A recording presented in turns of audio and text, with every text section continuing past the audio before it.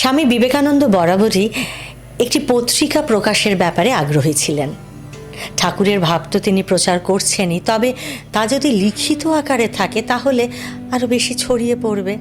মানুষ সেটি নিজের কাছে রেখে দেবে, সময়ে অসময়ে সেটা নিজে থেকে পড়তে পারবে।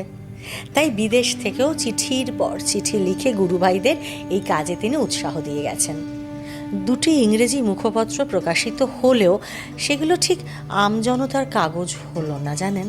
আর গুরুভাইরাও এই কাজে খুব একটা এগোতেও সাহস পেলেন না।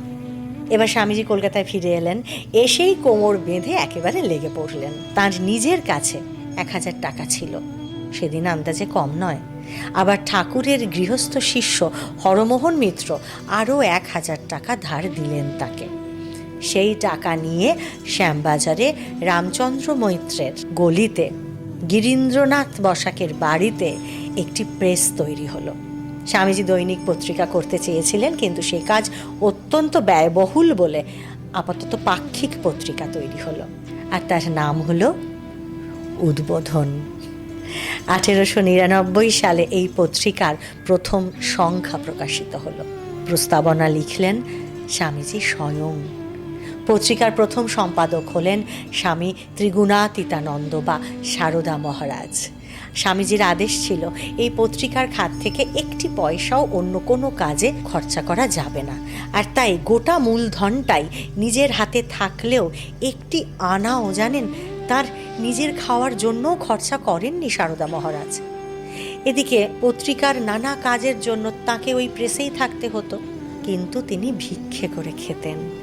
লেখা জোগাড়, সম্পাদনা, ছাপার কাজ দেখা, মোড়ক কাঁধে করে বইয়ের দিস্তে নিয়ে রাস্তায় বেরোনো, একা হাতে সব করতেন সারদা মহারাজ।